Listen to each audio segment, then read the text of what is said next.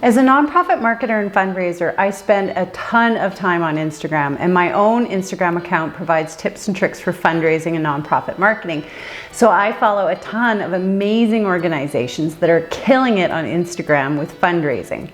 But I also see a lot of nonprofits that could be doing so much better in terms of their Instagram growth and their Instagram fundraising. By the way, come and say hi at Cause Specialist or drop me a comment with your handle and I will follow you. So today I want to share some of my tips for Instagram for nonprofit fundraising and growing your Instagram. You can't really fundraise on Instagram unless you have a dedicated following. So we're going to be focusing on some growth in this video as well. And I have a few cool tips along the way, so stick through to the end. Now our mission here with this channel is to share fundraising tips and nonprofit marketing tips, heavy on the digital marketing. So be sure to subscribe, like, comment, maybe even share with a friend. It all really helps our channel reach those who might need to learn some new tips and tricks to help their organization. So let's get to it.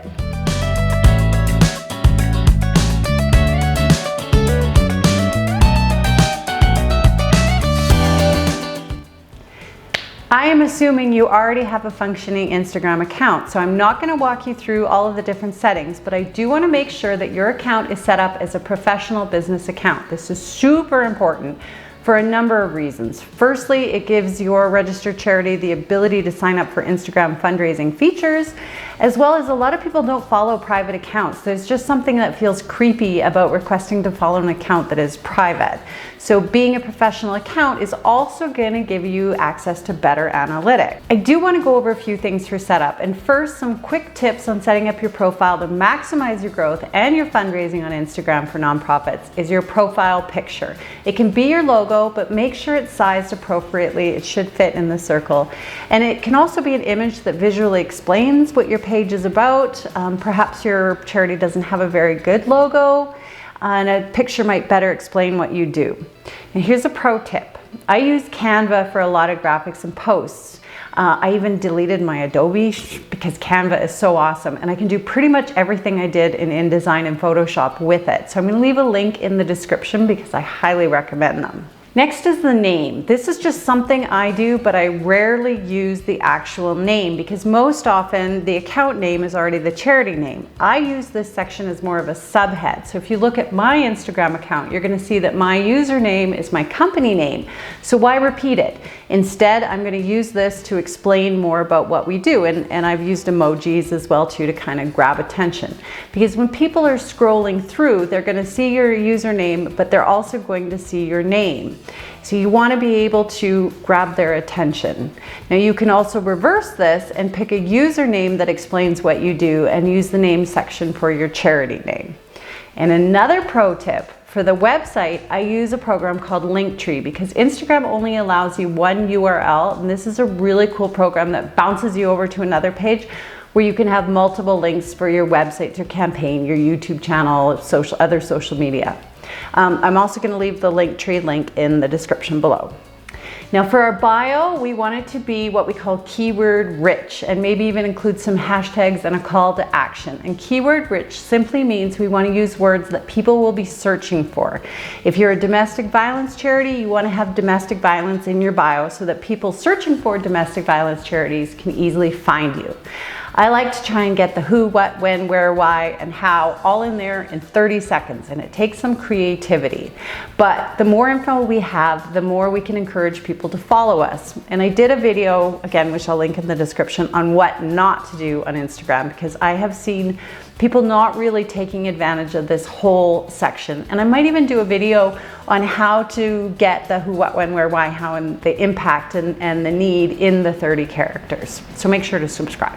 Now there's a ton of other settings under profile information as well as in the settings section. So I suggest going through each and every one, making sure that everything is as it should be, such as category. I'm surprised how many nonprofits are not using the nonprofit category. Now with fundraising features, it's also important to be a Facebook approved charity to get access to the fundraising features in Instagram, and your Instagram and Facebook are connected. To do this, simply go to Facebook, click on Publishing Tools, Fundraising, and Donate sections. Then pop back to Instagram, Settings, Business, Donate, and toggle to the Add Donate button. It's super simple, and there's a ton of videos out there on how to do this. I'm going to make a couple other assumptions here, and that is that you've done your persona work and understand who your audience and prospective donors are.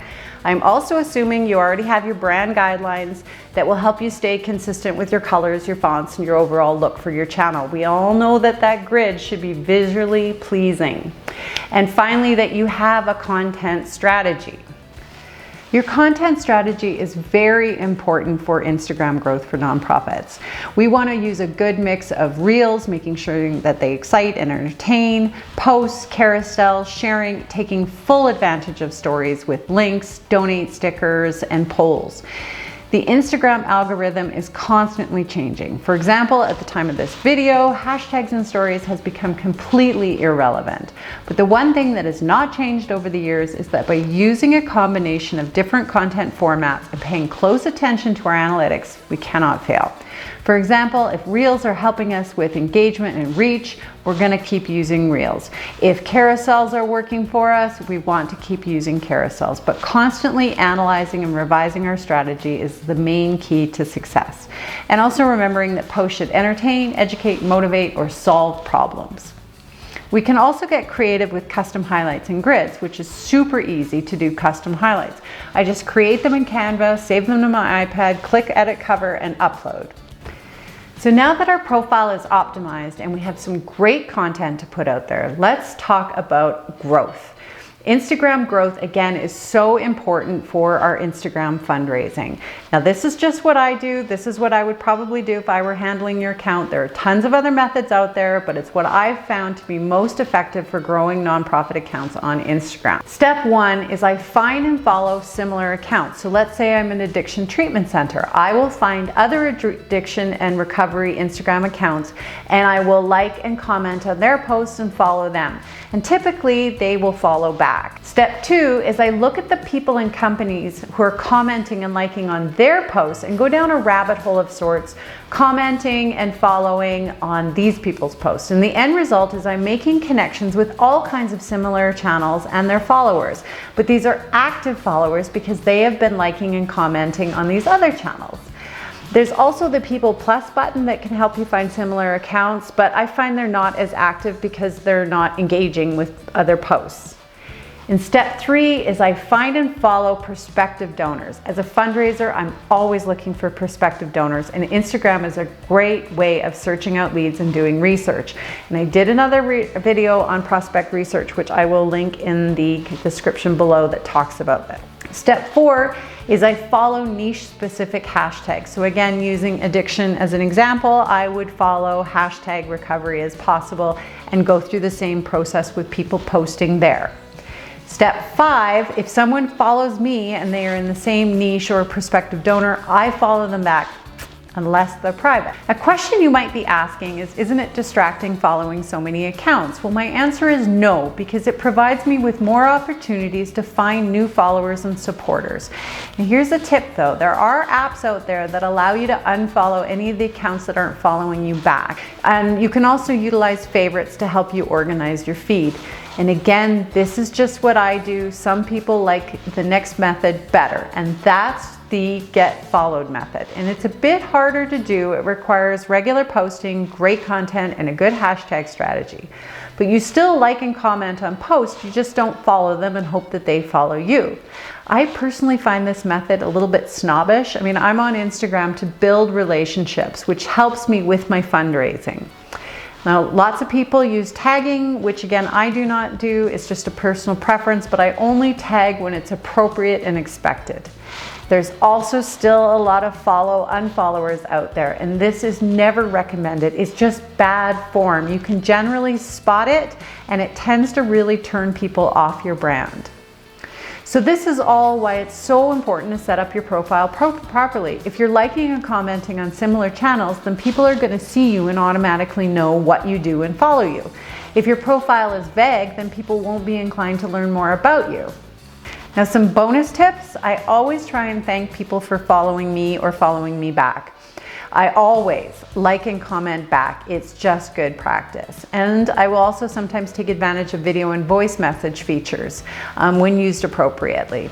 Again, never follow and unfollow, and never buy followers. This also can be spotted. And before we wrap up, I want to quickly go through some analytics, because analytics are a great way to see what your engagement rates are like. And as I mentioned, the algorithm loves good engagement. So what you can do is add up all of your engagement for your posts for the month. So that's likes, comments, saves, and shares. And then you divide that by the number of posts you did for the month to get the average number of engagement per post. You then take that number and divide it by your number of followers. And this will give you your overall engagement rate. Now, around 3% seems to be average. I always shoot for 6, and if you're sitting at about 1, you might want to do some work. So thank you so much for staying to the end. I hope this was helpful. Again, we want to focus on growing our Instagram with great engagement rates to help us with our Instagram fundraising for our nonprofits. So see you over on Instagram, and see you next week. Thank you.